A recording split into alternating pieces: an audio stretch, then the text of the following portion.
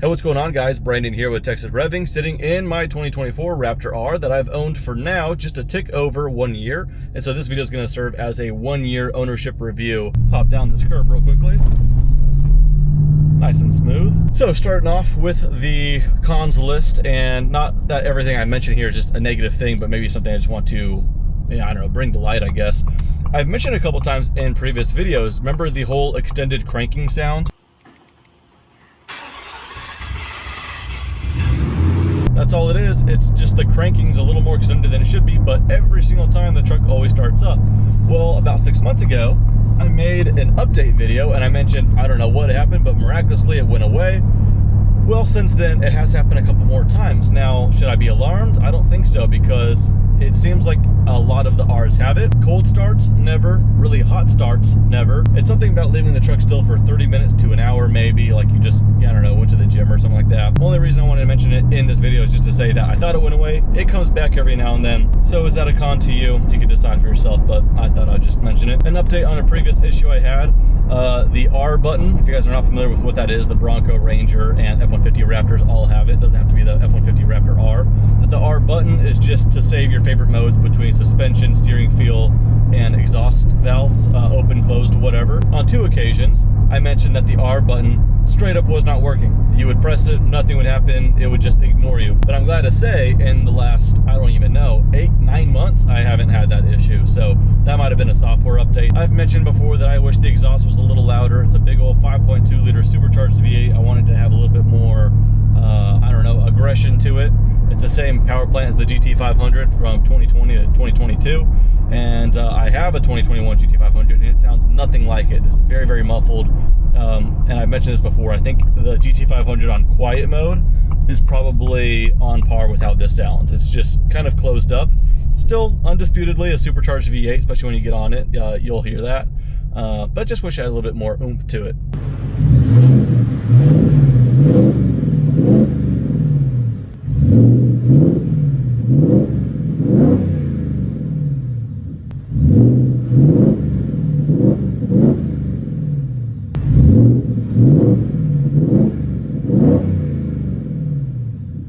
Another thing I mentioned was the sticky turn signal, only sticky in the sense that I think it's only when I'm turning left, by the way. My turn signal stock doesn't turn itself back off after a big turn or a U-turn, and that still happens every now and then. If I wanted to, I could probably go to the dealership and just swap out whatever spring that might be. I guess I'm just lazy, or I guess it just hasn't bothered me to an extent. I've mentioned that the center console doesn't seem to stay open, especially now that I'm driving. It's somewhat downhill. If I leave that open, there it goes, closes itself. When the truck was brand spanking new, I feel like it had a little bit more retention up here. And maybe that kind of wore out an extent, but it was never like a lot of retention. But, you know, it seems like it just doesn't want to hold itself open. Wedge it open with your elbow, whatever, boo-hoo. What else? The sunroof, I mentioned this before. I would love to be able to open it up in one press. It's a dual panel sunroof and you only get one each press. Open it back up. I mentioned that in the last video and people said, oh, I love this feature because I don't want it going all the way to the back seats if my kids are there, this, that, whatever. Sure, but just like full automatic front windows, you could half press or full press. This one, it's a full press only, and it only opens or closes one panel at a time. So now I'm closing it, I full pressed it. It's gonna stop halfway, and then we wait, and then we press it one more time. I would like to just be able to press it one and done. I mentioned this before, and I still feel the same way. Some of the displays are just redundant. So I like a certain kind of mix of actual buttons to press as well as some screen stuff. In the sense of climate control, I like that there are actual buttons to press. I don't have to go through a menu to go to my climate control. So I have these buttons I can actually press. The only thing I don't like is when I press it, why does it take away some of my screen for a good couple seconds here? In fact, let's go ahead and count it out. So I'm gonna press the button, and it's 1, 2, 3, 4, 5, almost just about 5 seconds. The screen has to tell me, cool, you put your AC seats on. So let's say I'm looking at music or whatever, or more importantly, I'm, navigation. I'm looking at something just because I decided to go up or down on my fan speed or something with my seat, heated seats, AC seats. Whenever I do something climate related, I pretty much lose my screen for 5 seconds. I just don't think that's necessary. These buttons have little blue lights, little red lights, all that kind of stuff to tell me what I'm doing to my seats. That's enough for me. I don't need to take away the whole screen for 5 seconds to let me know what I'm doing to my seats. 360 cam's freaking awesome. The one camera in this truck that really is not that great is the bed cam. You know, nice to have though. You could have easily not had it. I would expect it in this class of truck. The year of this truck is 2024, and there are satellites in space strong enough to capture a picture to show this truck parked in my driveway, but we can't get a decent quality bed cam in a 6-figure truck. Yes, it does its job. So once again, oh well, it does its job. You can see your tools in the bed, but man, the quality is not as good as just other things I can compare it to. My girlfriend's got a 2023 Tundra TRD Pro, and its camera is significantly better than that. Oh well, once again. The front of this truck's got a lot of cooling, rightfully so, and it's kind of active cooling. There's like these little flaps that open and close. There's the main intake, and then in the center down low, there's another one. And when I'm using this truck as intended and off-roading, sometimes I'm going over some very, very tall grass and weeds and stuff, and that thing just acts like a mouth, and it will eat all that stuff up. Does it affect performance? Probably not. But my fear is that I'm gonna get so much crap put in there, and it's gonna try to close, and the motors might not be happy. I'm just kind of thinking ahead. That has not happened yet, to be fair. But then it's just too tight of a space. I gotta get some tongs or something to try to fish all that crap out of there. What's ended up happening is I never fish it out of there. The plants just kind of die eventually and get dry and just kind of go away. But it's been a non-issue, just something I noticed though. Last couple things to say, shouldn't be too terribly surprising, but it is big. Now, that is not a con that I'm taking too seriously. I'm not, you know, too emotional about that, but this truck is just big.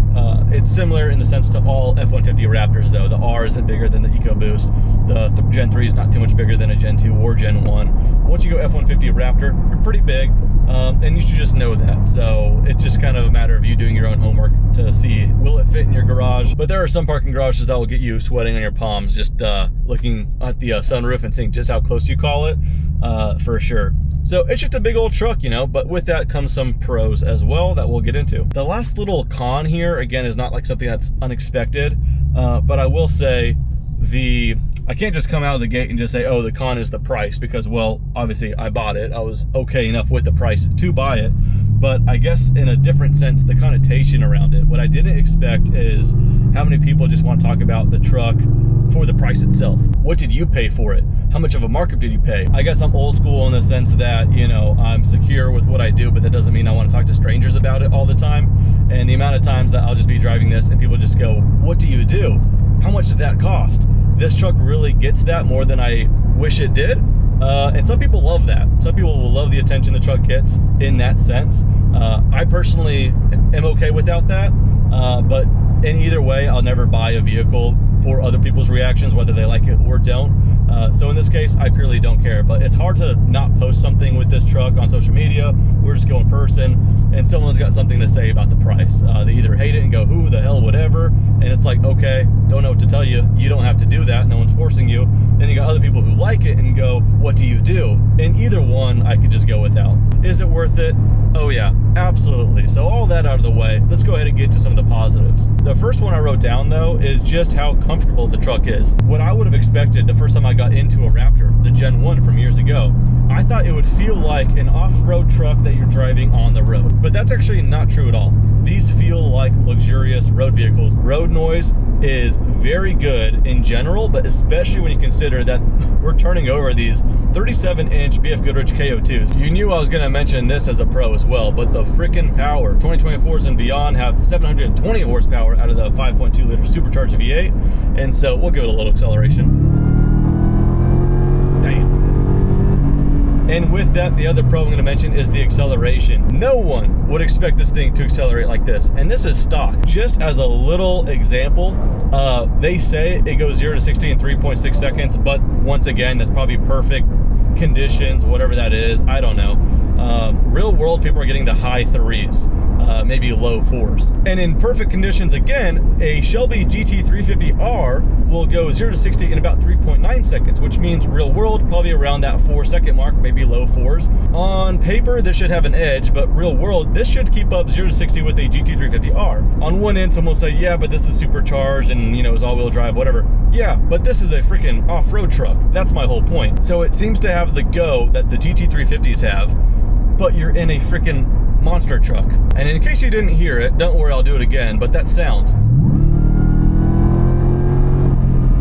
I know I just mentioned I wish the exhaust sound was a little bit louder, but I guess one pro to that is what you do get is that supercharger whine. It's freaking glorious. I'm sure I'll circle back and talk about the performance and all that immature stuff again in a bit, because that's kind of the whole purpose of this kind of truck. But let's go ahead and dial it back down. Some of the things I guess I just didn't totally expect, but all the tech and amenities, I knew it was going to be probably more than I needed and more than I knew how to handle, especially coming from a 2014 Gen 1 Raptor. And sure enough, this truck totally spoiled me. More tech than I knew what to do with initially. The whole 360 cam stuff makes parking and all that stuff way, way easier. The sound system this has is amazing as well. Totally stock. Another thing is just overall storage. Big old center console that sometimes refuses to stay open, but that's okay. Big old center console, it's deep in there. I always just have an extra change of clothes in there. And even then, it doesn't rob a whole lot of space. I could keep so many things here. It's lockable, all that good stuff. The glove box is standard, but then on top of that, you have another opening on top, which is really nice. Just under my right knee and off to the right, there's just some random compartment I've never used, but hey, it's there, very nice. To the left, there's like 2 different shelves. There's all the way down for the bottle holder. Just above that's another shelf. Same thing with the right side. Look at the center console, you got 2 cup holders, a perfectly made little slot here for an iPhone if you don't want to use the wireless charging. You have this other compartment that can be closed off to reveal some carbon fiber stuff. What I'm trying to say is there's just so many places to just throw your stuff, which is pretty cool. The cruise control. I can't believe I'm going to mention this because when I was younger and I only ever was a car enthusiast, I didn't really get to the whole truck scene and didn't appreciate trucks. I would have never thought I'd talk about cruise control. Boring, never going to use that feature. I'll drive my own vehicle, don't need cruise control. Well, times have changed, and cruise control is one thing, but the cruise control this has, the adaptive or advanced cruise control, whatever they call it, is pretty awesome. There's a standard cruise control, and I like that you don't have to press a million buttons just to get your speed set. Right now, for example, I'm doing 60. The moment I press this, the truck's locked at doing 60 miles an hour. I press one button and cruise control is active. And at standard cruise control, it does detect that the vehicle's in front of me, so it's keeping the distance. It'll slow down for me as well. But then I press this lane centering button while I have cruise control on, and as long as the conditions are good, it reads the road good, it's hands-free, although it shouldn't be, but hey, I'm going hands-free, and every few seconds it reminds me to touch the steering wheel. If the road literally goes through a corner, even if it's at, you know, a decent angle at 60 miles an hour, it will turn for me. So this feature in and of itself makes a long road trip a little easier, or I'm not saying you should do this, just a example, but if I needed to reach for something over here, yes, I should still be looking at the road, but look at that, the truck is totally steering for me, and kind of hands-free. That's enough of that. I want to drive my own truck, but kind of a feature I totally didn't expect to like. Kind of liked it. Whether inside the truck or on the key fob, you could open the tailgate and also close the tailgate. But beyond that, there's this feature I didn't know of until like a couple months into owning the truck. You could just get the tailgate barely started and drop it, and it'll catch itself and then close again, which is functional if you have your hands full with something. You just knee it up real quickly and then it'll close itself. The last little pro I have written down on my list here is the transmission is really smooth. Now, I didn't expect it to be a rough transmission, but it's kind of that transmission to where you hear the shifts, but you don't feel them. And there's a lot to go through. It's a 10-speed. So whether you're flooring it, wide open throttle, you'll hear those shifts crack off, but you don't feel them, or slow speed. Talking about what I've done to my personal truck, nothing's changed since the last video, so I'll make this really quick. Right when I got it, I knew I was gonna wanna drive it the way they're meant to be driven. And so I just bit the bullet, I spent the coin, and I did full front to back, full on PPF or paint protection film. The hood graphic I think looks pretty good on black and white, but on this green I didn't like it, so that came off. And then the front, just behind the front wheels, that I didn't like. on this color either, so we peeled that off. In the place of the decals on the front, just behind the front wheels, I put some small subtle American flags that I got on Amazon. If you guys are interested in that, we could leave a link in the description. But in this color specifically, I think it's pretty subtle. I also put it on my tan Ranger Raptor, and I think it looks pretty cool in that too. I've always said that the F-150 Raptors look like RC trucks from the factory with their long ass antennas. So I went ahead and put a short one on there. The 37 packs, as well as all the R's, come with the 4 rigid lights, 2 on each side. From the factory, auxiliary switch 1 powers on half of them, and the fog lights are for the other ones.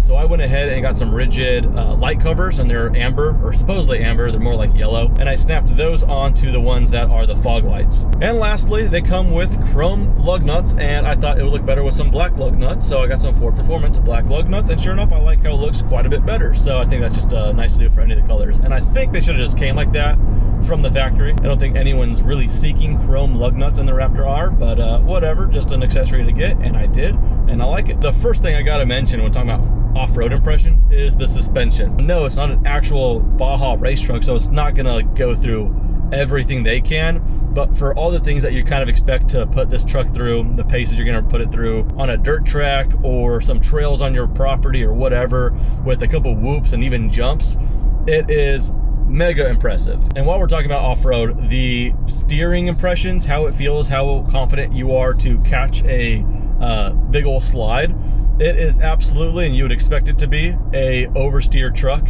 It is very, very fun to oversteer. I will keep it in rear-wheel drive only, turn all traction off, go into a corner and come out of it with my foot down, and the dust cloud it kicks up is so much fun. Correcting it is very, very easy. I come out of corners feeling like the Stig, knowing that I am absolutely not nearly skilled enough to be sliding cars on the road. So that's kind of the whole appeal, not just to this truck, but off-road trucks in general, to have that level of fun and to bring the vehicle to that level of capability on the road would require not only more skill, but the risk-reward factor is very, very different. Having a vehicle like this, even though it's expensive and all that stuff, and I wouldn't want to damage it, it's not as intimidating as you would think to go off-road and just get a big slide going. As long as you know the ground and the terrain well, you know it's flat. I don't know if I'd say it's confidence inspiring, but when you do it, you feel really, really cool, to where it will take a lot for me to have that much fun in a road vehicle. As crazy that might sound. I could probably say that about all Raptors, as it turns out, but talking about the Raptor R in general, the way it can oversteer because of the power, and that's specific to the R, is very impressive. So if I want to try to go manual shift, I might be totally in too big of a gear, but just putting the foot down, the power kind of just fixes that. It will just lose the traction, get a big slide going. Even if I'm in 1 or 2 gears too tall, it will just get the slide going because of the power. So the power almost saves you in those extents. Whether it's an R or not, I realize a lot of people get Raptors and not off-road them, and you know what? To each their own, they can do what they will with their own vehicle. I will say, if you don't off-road your own Raptor, you're missing out. You really should. That's where the money went into the vehicle. But knowing that a lot of people still won't off-road them, how is it on the road? Well, I've already mentioned the mundane impressions, but what if you wanted to drive Spirited on the road?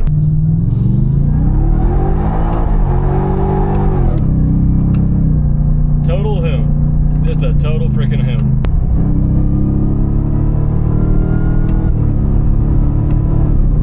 You hear those shifts, but you do not feel them at all, and they happen very fast. It's a lot of truck to take in. If you guys have never had an F-150 or never had a Raptor and you jump into this, which I'm sure a lot of people out there will end up doing that, it is a lot of vehicle. I like to assume that no one accidentally buys one of these. They know what they're getting into, or some people just, it's all about bragging rights and they just want whatever the current best truck is and they're gonna hop into one of these. But I will say, as much of a handful as you think this truck is, it's probably more so. I'm still not even tapping even 60% of the potential of this truck.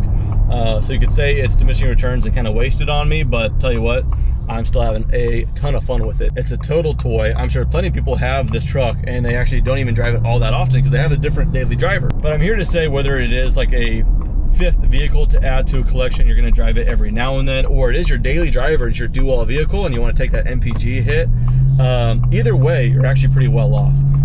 This has been my daily driver for the last year. Now that I have the Ranger Raptor, some of the miles are probably going to be spared on this thing, but still, for a little over a year, it has made it for a great daily driver. The one thing I will say, of course, is, like I kind of hinted at, the MPG, you don't expect it to be good. I would say if you're trying to be on your best behavior around the city, you're probably in the high 12s. On the highway, you could probably expect maybe 15 or so. They rate it for 10 to 15, so I guess that kind of checks out. Well, guys, that just about covers everything I wrote down on the notes there, all the on-road impressions, everything like that. I guess a couple little walk around things, just make sure I covered everything. And I should have just led with this as well, but the truck has never had to go to the dealership for anything unplanned. It's been its standard servicing and all that good stuff, but never just anything out of the blue to where it had to sit at the dealership for any time, no repairs, nothing like that. The truck has been fantastic so far. It definitely fits a role that I don't think any other vehicle can as far as its fun performance on and off-road, its comfort, everything. It's been fantastic. That being said, I am also really looking forward to making a video comparing this and my new Ranger Raptor, because it might be surprising to some people, but that Ranger Raptor's got a lot of merit and does some things that maybe the full-size ones can't. And so that'll be fun to get into it when I do. So look out for that video. I'll be posting it in the not too distant future, but that does it for the 1-year ownership update on the 2024 Raptor R. Thanks so much for watching. See you guys next time. Take care.